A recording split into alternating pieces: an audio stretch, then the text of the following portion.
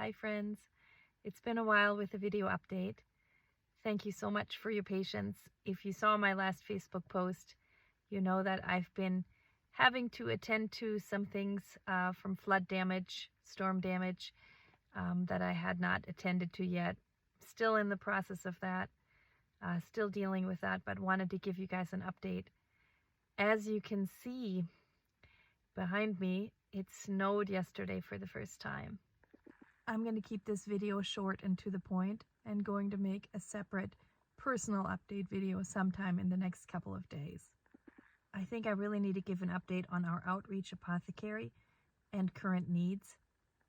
As you know, we've been focusing on warmth and nutrition and bringing things directly to people who need help, especially in the more remote rural areas up here in the mountains. I just want to say thank you again for all of the donations that we have received so far. Most recently, we've been getting some incredible donations of nutritional products, remedies, herbs, teas, things like that. And that has been extremely helpful and so needed. I can say, even based on personal experience, health-wise, things have been challenging for people, not just because of displacement, but also because of exposure to flood dust and mold, as well as, of course, stress. So the needs are higher and going to be higher than normal. We still have our Amazon wish list and keeping it super current so that the items that are on there are only items that are super needed. We are going to continue to ask for and happily accept all donations, items like high quality nutritional products, vitamins, herbs, teas, remedies for cold, flu, detoxing, all that kind of stuff.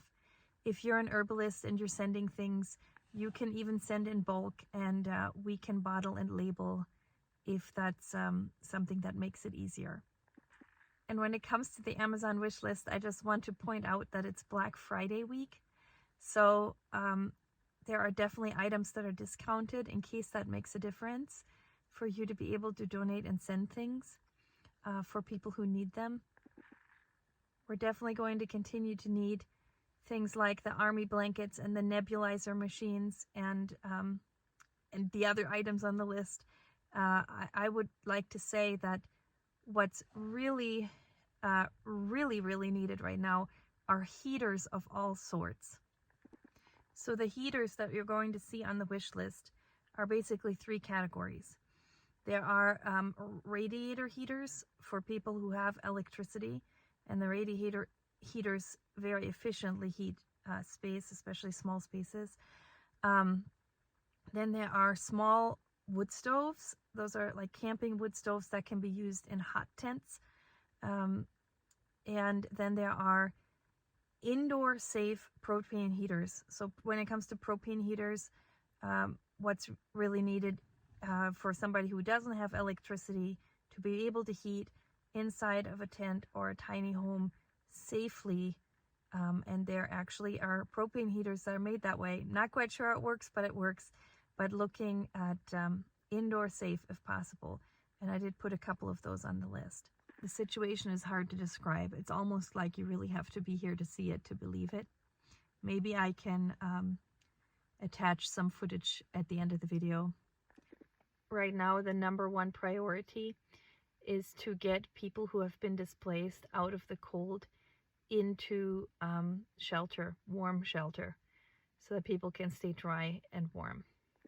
There are several incredible local small organizations as well as individuals who've been raising money to purchase RVs or get RVs donated, as well as insulated sheds, tiny homes, things like that.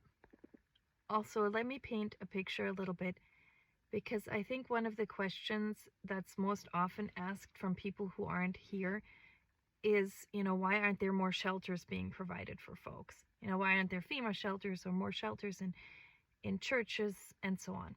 So the answer to that is there are some shelters for survival, You know, so if you imagine like a big room, something like a gym with a whole bunch of, you know, cots set up inside, or places where people could have a warm sleep and maybe a shower and free food and do laundry. And there were even more of those when this whole thing first began. But what you have to imagine, I know this is a staggering number, but the last number that I read was that in Western North Carolina, 126,000 homes became uninhabitable during the storm, meaning they were either washed away or destroyed, or you know, now some of them are becoming uninhabitable just because maybe the repairs couldn't be made fast enough to keep the black mold away, things like that.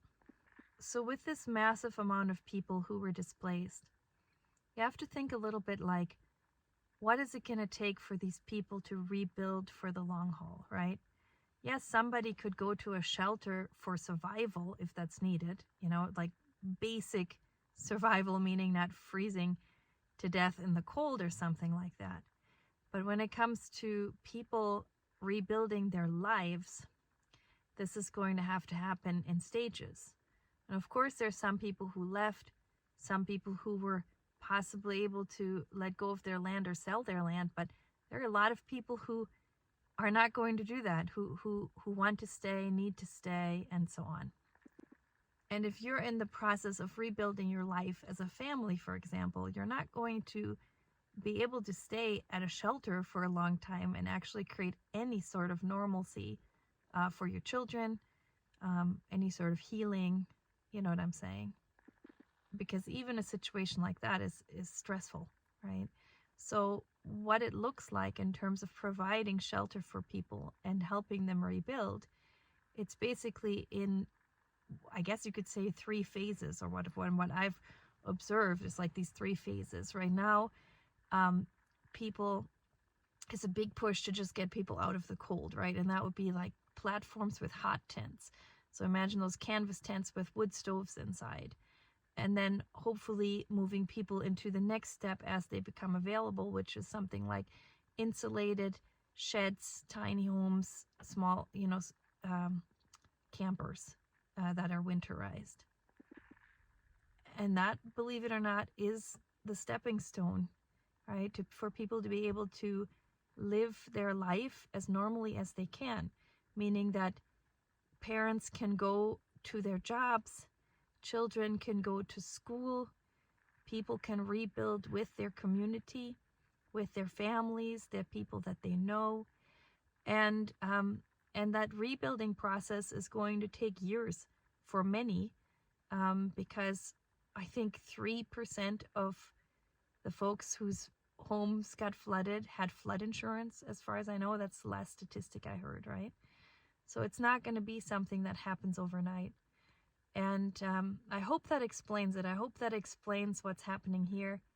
And as I said before, it's a bit surreal. Even the pictures probably don't do it justice. But again, the incredible efforts by individuals, as well as the people that live here, individuals and just in the community, the pulling together, it's absolutely amazing. And I'm going to just stop right there. Otherwise, I'll go on and on. So I'll leave it at a big, big heartfelt thank you, and sending you all love. And please keep thinking about us. And if you've got any questions about what's happening around these parts, please feel free to reach out to me directly. All right. Good night, everyone.